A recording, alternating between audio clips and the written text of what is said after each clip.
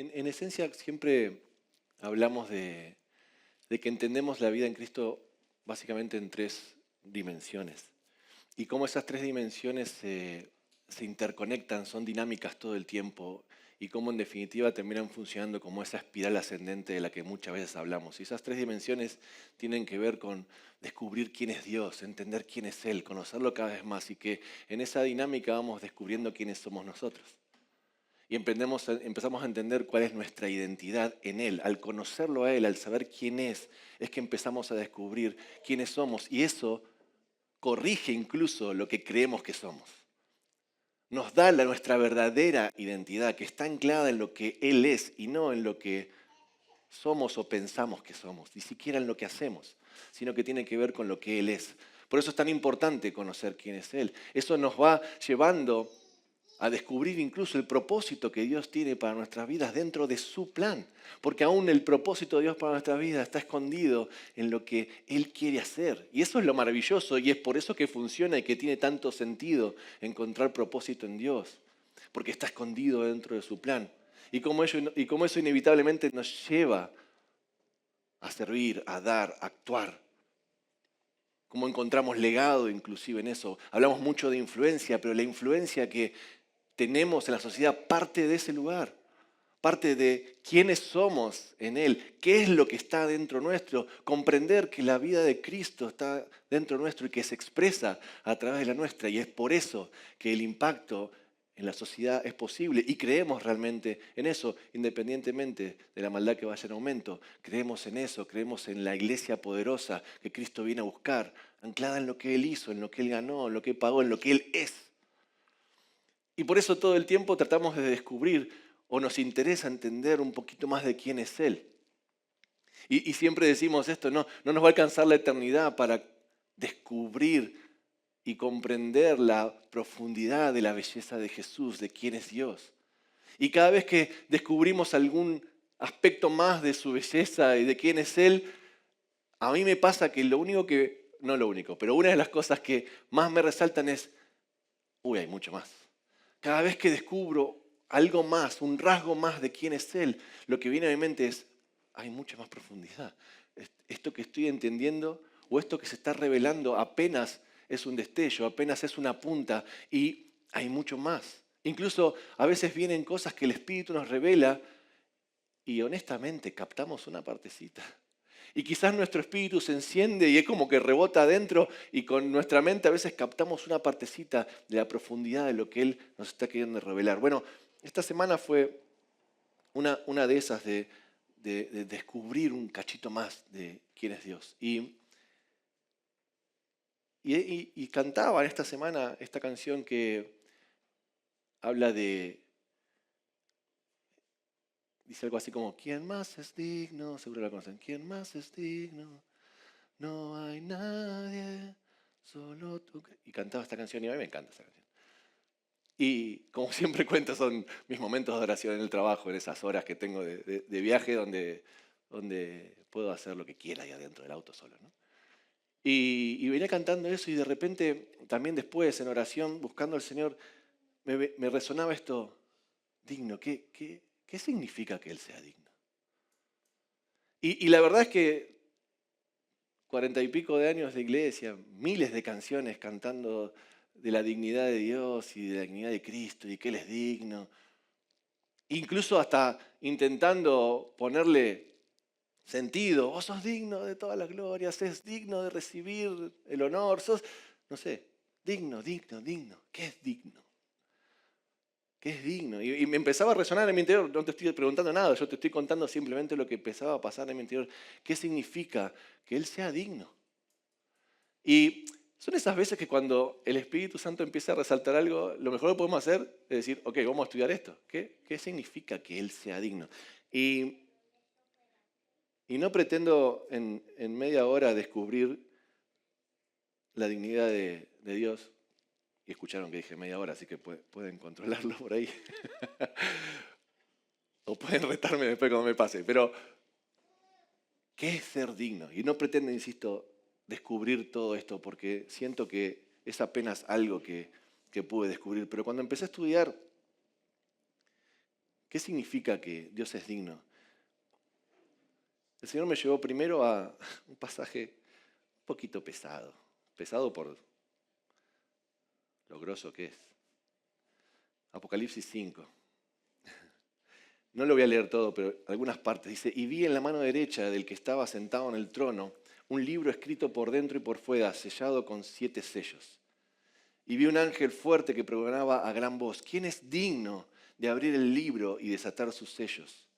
Y ninguno, ni en el cielo, ni en la tierra, ni debajo de la tierra, podía abrir el libro, ni aún mirarlo. Y lloraba yo mucho, porque no se había hallado a ninguno digno de abrir el libro, ni de leerlo, ni de mirarlo. Y uno de los ancianos me dijo, no llores, he aquí que el león de la tribu de Judá, la raíz de David, ha vencido para abrir el libro y desatar sus 7 sellos. Y más adelante en el 12 dice, y miré y oí la voz de muchos ángeles alrededor del trono y de los seres vivientes y de los ancianos, y su número era millones de millones, que decían a gran voz, el Cordero que fue inmolado es digno de tomar el poder, las riquezas, la sabiduría, la fortaleza, la honra, la gloria y la alabanza. Y a todo lo creado que está en el cielo y sobre la tierra y debajo de la tierra y en el mar y a todas las cosas que en ellos hay, oí decir, al que está sentado en el trono y al Cordero, sea la alabanza, la honra, la gloria y el poder por los siglos de los siglos.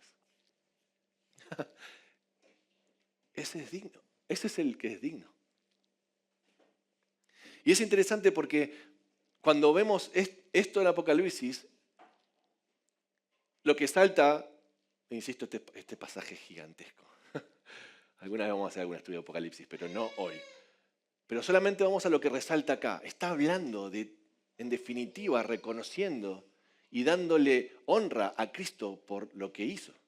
Por lo que el hecho de Cristo, como decimos, ¿no? Su muerte en la cruz, su sacrificio, lo que el Cordero inmolado significó. Está resaltando todo eso. Y pensaba que muchas veces, decían, nosotros tratamos de entender la dignidad de Jesús a partir de lo que hizo.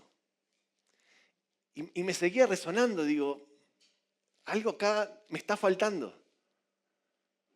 Y yo entiendo que muchas veces necesitamos, como para nuestra estructura mental, poner como ciertos parámetros, ciertos límites, cierta estructura. Necesitamos asociar algunas cosas con hechos concretos. Y sin duda Jesús nos da motivos para hacerlo. Porque lo que Él hizo explica por qué es digno. Empezamos a leer eso y es casi imposible que no se te quebrante la voz, porque vas a decir, lo que hiciste, Jesús, es tremendo. Sos digno de toda mi adoración. Y en estos tiempos de oración que les contaba, mientras buscaba esto, empecé a orar esto, Señor, sos digno de mi tiempo. Sos digno de mi tiempo. Sos digno de mi espacio. Sos digno de que pase tiempo en tu presencia, aún en silencio. Sos digno de todo mi tiempo. Y insisto, lo asociamos con esto, pero algo me faltaba. Fíjense lo que dice el capítulo 4 del mismo Apocalipsis, que dice en el versículo 11, solo esto leo, Señor, digno eres de recibir la gloria y la honra y el poder, porque tú creaste todas las cosas y por tu voluntad existen y fueron creadas. Ahora, la misma palabra, digno, y les aseguro que la misma palabra en griego está usando en los 2 capítulos, habla de, en el 5, asociado a todo lo que Jesús hizo, lo que Él ganó, lo que Él pagó, y de alguna manera tiene mucho que ver con lo que solemos cantar y con lo que solemos decir, pero si nos vamos al 4, habla de que es digno de recibir gloria, honra y poder, porque creaste todas las cosas y por tu voluntad existen y fueron hechas. Esto es antes. Y eso me llevó a buscar un poquito, bueno, ¿qué es esa palabra digno? Y no se las voy a decir en griego, pero es una que significa,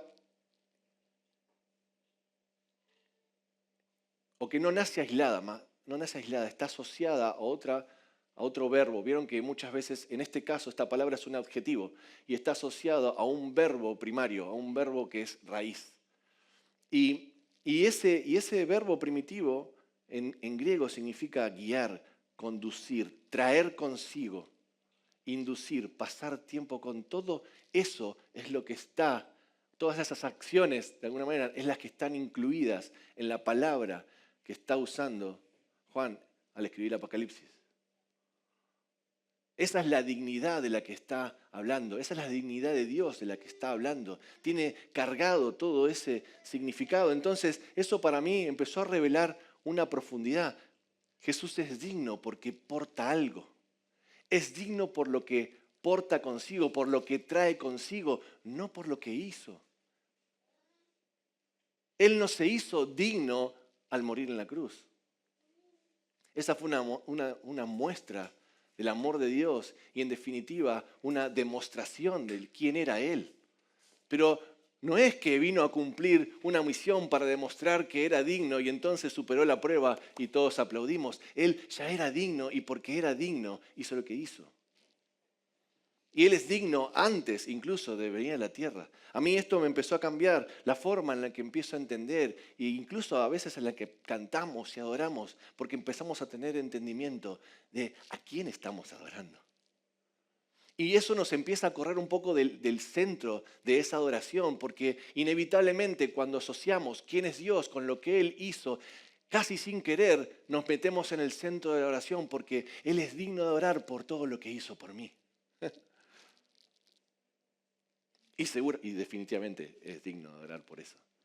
Pero lo que quiero proponerles es corrernos del centro de oración y cambiar el foco y entender que nuestra adoración está dirigida a aquel que es digno antes de hacer lo que hizo por nosotros, antes de que incluso mis necesidades existieran, antes de lo que yo necesito de Él. Él es digno de adorar. Es lo que trae consigo. Y fíjense lo que dice Juan el Bautista ahora, en el Evangelio de Juan, capítulo 1, versículo 27. Leo un poquito antes. Bueno, vieron que empieza a decir, este es el testimonio de Juan, cuando los judíos enviaron de Jerusalén sacerdotes y levitas para que le preguntaran, ¿tú quién eres? Y ahí Juan dice, confesó y no negó, sino confesó, yo no soy el Cristo. Y le preguntaron, entonces, ¿quién sos? ¿Sos Elías? ¿Quién sos? ¿Es un profeta? Y respondió, no. Entonces, ¿quién sos? Dijo, yo soy la voz de uno que clama en el desierto, enderezad el camino del Señor, como dijo el profeta Isaías. Y sigue, y los que habían sido enviados eran de los fariseos y le preguntaron y le dijeron, ¿por qué entonces bautizas si no eres el Cristo, ni Elías, ni el profeta? Y Juan le respondió diciendo, yo bautizo con agua, pero en medio de ustedes está uno que ustedes no conocen. Este es el que viene después de mí, el que es antes de mí, del cual yo no soy digno de desatar la correa del calzado. Esa palabra digno que usa Juan ahí es la misma que usa en Apocalipsis. Y podemos ver esto que está diciendo Juan el Bautista y pensar lo que naturalmente, vieron que cuando leemos la palabra hay algo que naturalmente resalta automáticamente. Pero esa es apenas algo superficial. Cuando empezamos a rascar, empezamos a ver, a sacar capas y a ver qué hay detrás. Y naturalmente lo que surge ahí, bueno, es Juan el Bautista como mostrándose humilde y mostrando que, hey, yo no soy digno de desatar la correa de tu calzado. Y esa es una parte de la verdad. Pero al usar esta palabra, Juan lo que está haciendo es no centrarse en él mismo.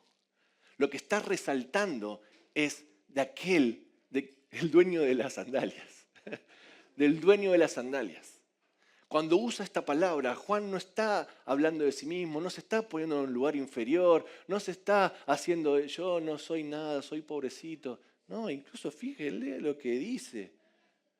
Dice, soy la voz de uno que clama en el desierto, enderezad el camino del Señor, como dijo el profeta Isaías.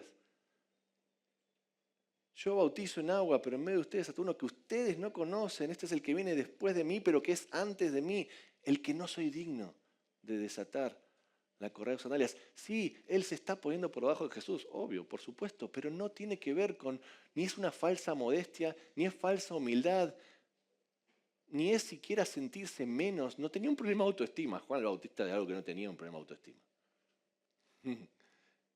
tipo valiente como pocos.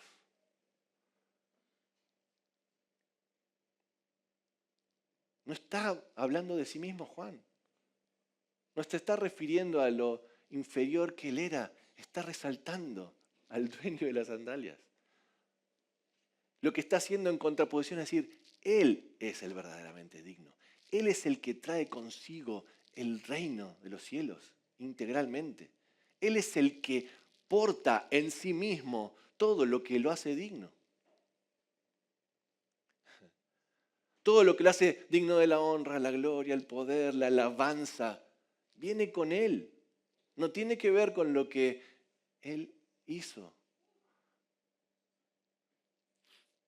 Cada vez que veo que Dios actúa en mi vida, y pueden ustedes pensarlo, de lo que más cuenta me doy todo el tiempo y cada vez más es de la misericordia y el amor de Dios.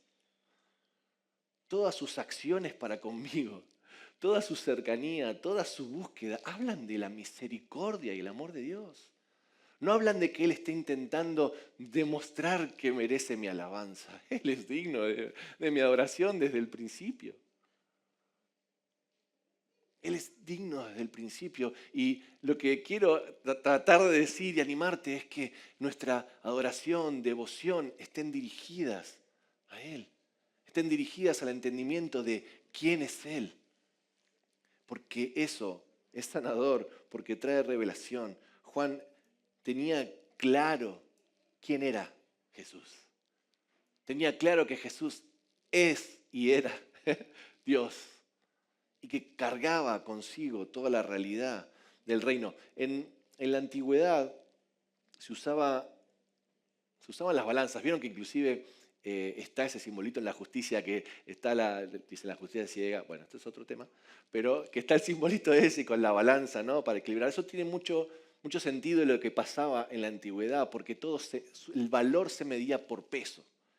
Y en definitiva se medía por lo que equilibraba. Si algo era considerado valioso, se ponía del lado de la balanza. Y si vos querías ese algo, tenías que poner del otro lado de la balanza algo que lo equilibre.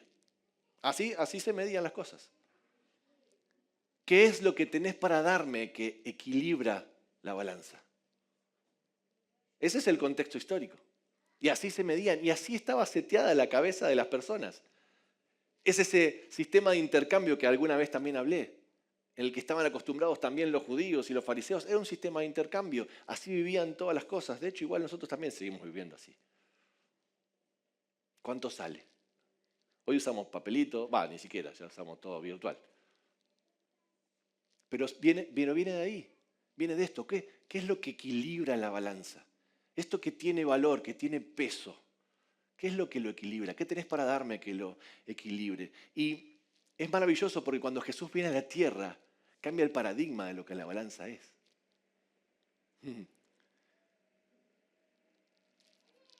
Porque esa balanza, si de alguna manera, si no alcanzaba lo que tenías, no eras digno de recibir lo que estabas buscando. Pero así era, no eras digno de recibir lo que estabas buscando si no tenías con qué equilibrarla. Estaba en juego tu dignidad si no tenías con qué equilibrarla. Y por eso es tan tremendo lo que viene Jesús a hacer y que ponga estos ejemplos sobre la mesa, porque Él viene a cambiar ese paradigma, Él redefine la balanza. Él redefine la balanza, porque ahora de repente Él es el que está de un lado de la balanza. ¿Y qué podemos poner del otro lado para equilibrar ese peso? ¿Qué podemos poner de este lado para equilibrar la dignidad del que está de este? La dignidad de Jesús, lo que Él es, lo que Él significa, el peso. No alcanza los bienes, las riquezas, ni todo lo que hay en todo el mundo para ponerla de este lado. Por eso tiene mucho sentido que todo lo que existe es de Él. Todo es de Él.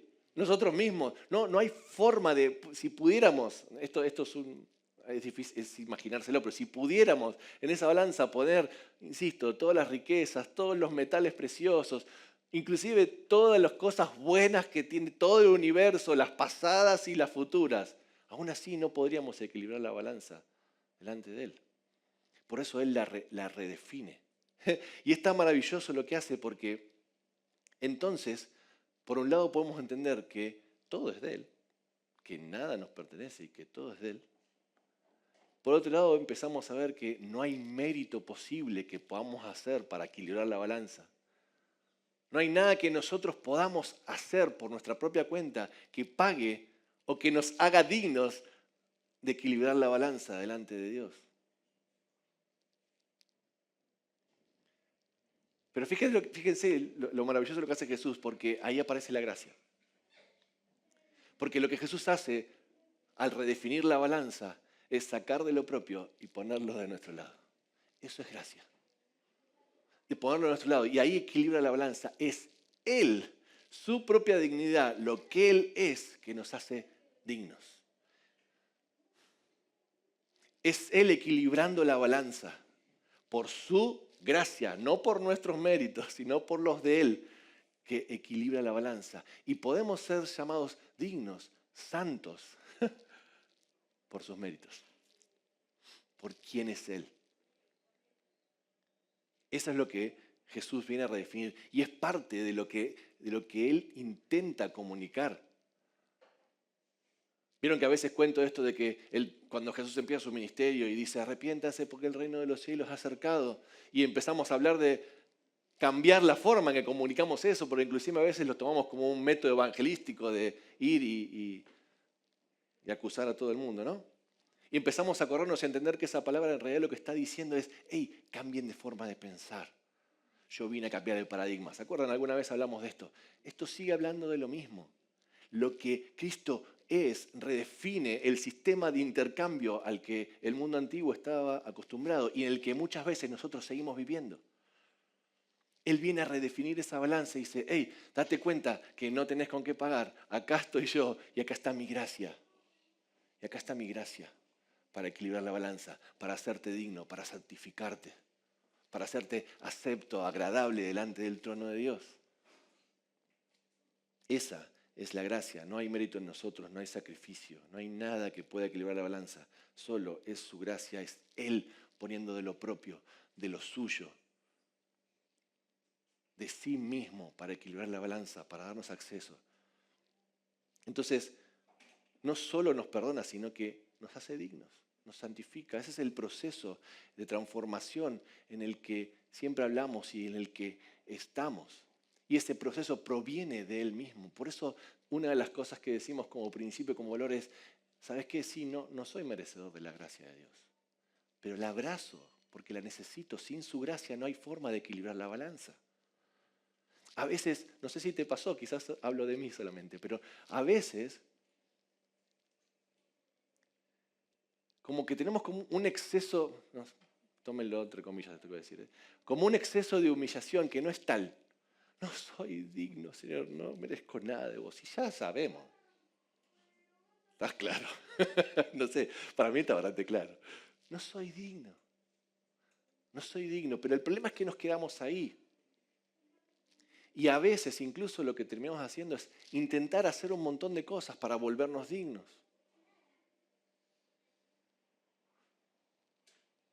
Hay tres como grandes cosas que yo identifiqué en esto, ¿no?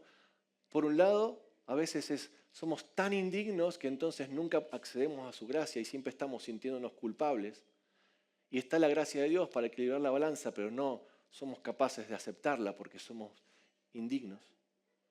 Y bueno, y permanecemos indignos, porque la única forma de volvernos dignos es a través de su gracia. Y de alguna manera, a veces consciente e inconscientemente, rechazamos la gracia de Dios que nos hace dignos y que nos permite acceder a ese equilibrio. Y otras veces, por el contrario, nos sentimos que todo lo que hacemos y lo bueno que somos merece equilibrar la balanza. Y ese es otro peligro también enorme. Y les diría que es el mismo, es la misma moneda vista de las dos caras. Porque en definitiva sigue centrado en lo que yo puedo o no puedo hacer. En lo que tengo o en lo que no tengo. Y ahí es donde aparece la gracia de Dios. Y por eso decimos, no somos merecedores de su gracia, pero ¿sabes qué? La abrazo porque la necesito. Necesito de su gracia. ¿Para qué? Para quedarme cómodo y decir, bueno, listo, fantástico. Si la gracia de Dios pagó todo y equilibró todo, ya está. No, necesito de su gracia, porque esa gracia equilibra, pero me transforma, me va cambiando, me mete en un proceso de transformación donde mi mente es transformada, donde empiezo a entender las cosas de una manera distinta y donde ahí sí mis comportamientos son transformados, son cambiados. Pero necesito de esa misma gracia, necesito de lo que Él es, necesito darle acceso a todo, no restringirle nada. Por eso esto que les contaba cuando estaba en oración, de decir, Señor, la historia completa es esta, estaba sentado en el sillón y no me salía que orar. Y no sé si les pasa a ustedes, pero vieron cuando no nos sale que orar empezamos ¿a qué? A orar más o menos lo que sabemos y empezamos a usar las frases que yo digo, las frases evangeloides, ¿no? Empezamos a tirar frases. Oh, Jesús, y nos sale algo que ni siquiera somos, que no hablamos así. Jesús, Dios de los cielos. No digo que no era así, hagan lo que quieran. Yo digo, estoy contando mi experiencia. Y nos sale un poco eso, ¿no? Y estaba en eso y de repente y no sé si les pasa a ustedes, insisto, pero cuando empiezo a usar ese tipo de frases, lo que me doy cuenta es que estoy diciendo algo, pero mi cabeza está en otro lado. Porque estoy repitiendo un montón de cosas ahí que significan algo y que tienen un montón de peso, pero en realidad las estoy repitiendo, estoy intentando, no sé qué decir. Y era como, hey, estoy acá, me levanté, estoy orando, tengo que aprovechar este tiempo. Y empecé a tener un poquito de ansiedad, como decir, hey, se me va a agotar el tiempo, tengo que aprovecharlo, tengo que hacer una oración poderosa, las que me gustan a mí, y que venga el Espíritu y sentirlo en mi cuerpo y empezar a... Y no estaba pasando nada de todo eso. Y en ese momento fue, ahí les conté la historia completa, en ese momento fue que vino esto, hey, Señor, vos sos digno de mi tiempo. Sos digno de mi tiempo, digno de mi espacio. Y vino tal paz. Y me acomodé en el sillón y me cerré la boca. Cerré la boca, que eso también es una buena práctica, a tanto callarse. Cerré la boca delante de la presencia de Dios. Y ahí fue que vino todo esto. En silencio. Estoy ante de tu presencia. Sos digno de mi tiempo. Sos digno de mi espacio. Sos digno de mi agenda. No le voy a poner límite. Acá estoy. Quiero conocerte. Quiero saber quién sos. Acá estoy. Esa fue la historia completa. Ahora, quiero ponerles una contraposición. Fíjese en Mateo 8. Bueno, versículo 5, se los tengo que leer para darle contexto. Dice, entrando Jesús en Capernaum, vino a él un centurión rogándole, seguro conocen la historia, y diciendo, Señor, mi criado está postrado en casa, paralítico, gravemente atormentado. Y Jesús le dijo, yo iré y lo voy a sanar. Y respondió el centurión y dijo, Señor, adivinen qué dijo, ¿no soy? Exactamente. Dijo, Señor, no soy digno de que entres bajo mi techo. Solamente di la palabra y mi criado sanará. Vamos a parar ahí. ¿Saben qué palabra está usando ahí para digno? No, pero no es la misma que la que veníamos hablando. Es otra. No es la misma palabra. Nosotros la traducimos igual al español y leemos tanto lo que leímos en el Evangelio de Juan como que leímos en el Apocalipsis, leemos digno. Pero la palabra que usa en griego, en Mateo, no es la misma que las otras dos. Y esta palabra que usa acá en Mateo está centrada, se podría traducir, esperen que la voy a buscar, se podría traducir como competente, capaz. ¿Se acuerdan lo que les había dicho de lo que la otra palabra significaba, no? En esta, lo que significa es como si el centurión estuviera diciendo, no soy competente, no soy capaz, no soy merecedor. Ahora, seguramente ustedes ya los descubrieron. ¿Cuál es la diferencia entre lo que, por ejemplo, Juan el Bautista estaba diciendo cuando decía, no soy digno de desatar las sandalias del que viene detrás de mí, y lo que está diciendo el centurión, no soy merecedor de que vengas a mi casa? La diferencia radica en dónde está puesta la mirada. La mirada de Juan el Bautista, como dijimos, está puesta en Jesús, en lo que él era. Él no estaba hablando de sí mismo, estaba hablando de quién era el que venía, de la dignidad del que venía. En cambio acá lo que está diciendo el centurión es, no soy competente, no soy capaz, no soy merecedor. Estaba teniendo hoy un encuentro recién con Jesús y lo que él estaba diciendo, no, yo no lo merezco. Todavía en el centurión la mirada estaba puesta en él mismo, en que él no le podía ofrecer nada a Jesús. Fíjense que si leen un poquito antes, Jesús al toque, y no siempre hacía eso, Jesús al toque le dice, ok, voy a ir y lo voy a sanar. Porque no solo le dijo voy a ir, dijo, iré y lo sanaré. Y si recuerdan otras veces, otros encuentros de Jesús con otras personas, incluso con pedidos así, no siempre decía eso. Primero, no siempre decía voy a ir ya, y segundo, no siempre prometía voy a sanar ya. Sin embargo, acá le dice, iré y sanaré. O sea, imagínense un segundo eso. Ustedes vienen a clamar por un amigo, este era un siervo, pero no importa, un amigo que necesitaba la intervención divina y se encuentra con ese Jesús que ya tenía la fama de sanar personas. No estaba yendo a alguien que él no sabía que tenía la fama de sanar. Él sabía, lo había visto o lo había escuchado. Y viene y dice, yo sé que puedes hacer esto. Dice, voy y lo sanaré. ¿Qué harías vos? Lo subís al auto y lo llevás al toque. Y el centurión, sin embargo, la respuesta que le da es, no, yo no soy digno, no soy merecedor de que vengas a mi casa, porque todavía tenía la mirada puesta en sí mismo. Ahora fíjese lo que dice más adelante, porque es re interesante. Dijo el centurión, Señor, no soy digno de que entres bajo mi techo. Y dice acá, solamente, ¡ja! Tremendo, acá hay un punto y coma ahí cuando ustedes lo leen. Dice, de que entres bajo mi techo, punto y coma, denle bolilla a ese punto y coma. Solamente di la palabra y mi criado sanará. No quiero decir algo que no corresponde, pero para mí ese punto y coma lo que marca es un punto de inflexión entre lo que el centurión consideraba de sí mismo, su mirada de sí y el encuentro con Jesús. Estaba en ese punto de inflexión en el que venía de verse a sí mismo, de verse no merecedor, de ver su propia naturaleza y de ser confrontado contra Cristo mismo, de verlo cara a cara.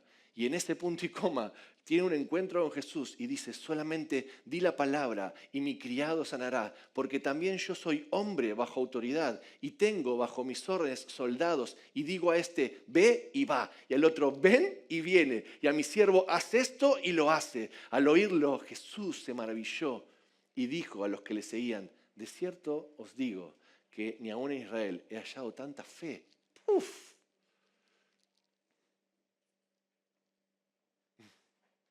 Y yo no sé si ustedes lo pueden ver, pero vuelvo a ver la misericordia de Dios en esos encuentros personales. Y me veo reflejado. ¿Cuántas veces vengo delante de su presencia? Como les contaba en el ejemplo recién de adoración, ¿cuántas veces vengo delante de su presencia mirándome a mí, mirando mis fallas, lo que no logré, lo que no hice bien? Y me encuentro con Jesús. Un encuentro revelador. Y con su misericordia revelada en, hey, no encontré tanta fe aún en Israel. Jesús no le dijo, hey, doctrinalmente no está correcto lo que estás diciendo, porque la palabra que estás usando es esta y la que deberías usar es la... Y no deberías centrarte en vos, sino en lo que yo puedo hacer. Jesús no dijo nada de todo eso. No dijo nada de todo eso. Lo que Jesús hizo fue honrarlo. Yo lo que veo ahí es eso, es la honra que Jesús da a esa fe que estaba teniendo el centurión.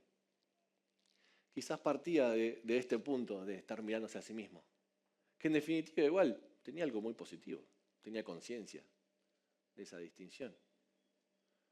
Pero Jesús lo que está haciendo es honrar la fe, y no solo eso, lo hace partícipe, y después libera su poder. Fíjate cómo lo hace partícipe cuando leemos esto un poquito más adelante. Después que dice que no halló tanta fe en todo Israel, dice en el versículo 13, entonces Jesús dijo al centurión, ve, ahora lo manda, ve, y como creíste, te sea hecho. Y su criado fue sanado en aquella misma hora. Honra el proceso, o sea, lo que Jesús está haciendo es honrar el proceso en ese encuentro, lo hace partícipe de lo que estaba por liberar. Le dice, anda y vas a ver esto. Lo hizo partícipe, lo incluyó y liberó de su poder sanador. Cumplió la promesa. Cuando le había dicho al principio, iré y lo sanaré, la cumplió igual. No fue, lo envió a este y cumplió su promesa. Y esa es la gracia de Dios actuando. Esa es la gracia que trae revelación completa. No sabemos cómo sigue la historia del centurión. Pero, y esto corre por cuenta mía, es lo que yo me imagino, digo, es imposible que ese encuentro con Jesús, que eso que Jesús provocó, esa forma en la que Jesús lo trató, no lo haya marcado.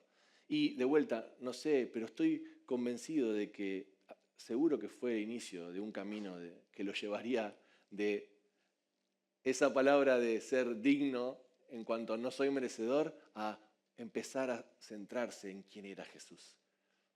Porque cuando cambiamos el foco, porque es esto, los encuentros con Jesús lo que hacen es ayudarnos a cambiar la forma en la que miramos las cosas. Si la vemos a través de nosotros mismos, de nuestros lentes, de nuestras experiencias, de nuestras frustraciones, de nuestra historia, de lo que nos pasó, lo que no nos pasó, o si la empezamos a mirar a través de Jesús. A través de quién es Él. Y cuando podemos empezar a hacer esto, ese es el camino o el inicio o el proceso de transformación de que muchas veces hablamos. Mirar a través de Jesús, mirar a través de lo que Él está haciendo. Incluso en situaciones en las que nos toca vivir que no sabemos qué está pasando. Y son como invitaciones a aprender a mirar o aprender a preguntar, a ir delante de Dios, a decir, ¿qué estás haciendo en medio de esto? Yo no lo entiendo. No sé qué está pasando esto, no sé qué hacer, pero ¿qué estás haciendo? ¿O cómo lo estás viendo vos? Quiero verlo con tus lentes, quiero verlo con tu óptica, quiero verlo de tu perspectiva, porque vos sos digno, aún en medio de esta situación. Tu dignidad no cambia, aunque yo no esté viendo lo que quisiera ver, aunque yo no esté entendiendo, tu dignidad no cambia. Entonces, cuando podemos empezar a conocer y entender quién es Dios, y nos empezamos a hacer como un mapa, un concepto de los atributos de Dios, como como que es digno, como que Dios es amor, como que Dios es bueno, un montón de cosas. Entonces empezamos a filtrar incluso las cosas que nos pasan a través de quién es Dios.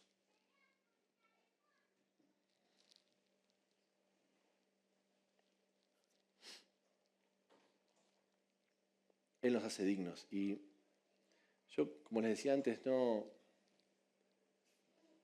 estoy hablando de la gracia simplemente para que descansemos en esas. Porque, como les decía al principio, lo que la gracia hace, lo que el descubrimiento de lo que Dios hace, es llevarnos a una transformación. Y esa transformación no nos deja en el mismo lugar. No nos deja como estamos. Nos lleva a tomar compromisos con Él. Nos lleva a tomar compromisos con Él, a tomar decisiones. No, la gracia de Dios no elimina la responsabilidad individual. No elimina la responsabilidad individual. Simplemente nos hace ver que no depende de todo lo que yo haga. No depende de mi esfuerzo.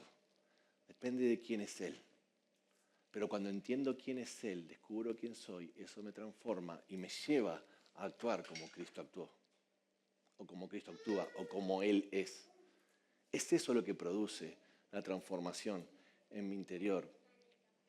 Porque en definitiva, todo, como dice Romanos, es por Él. Como dice, porque por Él, para Él son todas las cosas, en Romanos 11:36. Es lo que hablamos, ¿no?, de la balanza. Él equilibra la balanza. Y lo que me gustaría es que te quedes con esto, con el descanso que Dios trae en la certeza de saber quién es Él. con el descanso que trae habitar en su presencia, en conocerlo, en descubrirlo, con la carga y el peso que Él quita, que muchas veces nos autoimponemos nosotros, de todo lo que tenemos que hacer y lo que tenemos que lograr. Que te quites esa carga equivocada. Que si por otro lado vos sos de los que piensan que tienen mérito o que, como yo en una época, pensaba, che, soy bastante bueno. O que de alguna manera mereces algo. Que también puedas correrte de ese lugar y ver la dignidad de Dios y quién es Él como un camino para salir de ese lugar. Que podamos incluso soltar la culpa de todo lo que no pudimos hacer ni alcanzar. Y descansar en su victoria. Y en definitiva tomar compromiso, no por presión, no por el deber ser, no porque es lo que tengo que hacer. Yo tomo compromiso por la revelación de quién es Él. Estos encuentros que yo les contaba, les contaba en el sillón de mi casa, eso es lo que me genera más enamorarme de Jesús y más comprometerme con lo que Él es. Son las revelaciones de quién es Él que nos llevan a otro lugar. Es quién es. Porque cuando entendemos quién es Él, ya no podemos seguir siendo los mismos. Amén. Señor, gracias porque vos sos hermoso. Gracias porque sos bueno. Gracias porque sos digno, Señor. Gracias porque sos digno. Gracias, Jesús. Gracias. Gracias, Dios. Gracias, Señor Jesús. Hoy volvemos a mirarte y a tomar conciencia de quién sos, Señor. Gracias porque lo que vos sos nos revela tu carácter, Señor. Nos revela tus propósitos, nos revela incluso quiénes somos en vos. Gracias porque sos vos el que nos da identidad. Gracias porque tu revelación trae transformación, Señor. Gracias, Jesús. Gracias, Jesús. Gracias, Jesús. Gracias, Jesús. Gracias, Jesús. Gracias, Jesús. Oh, Señor, gracias. Te ruego ahora que desates de tu paz, de tu descanso en medio nuestro.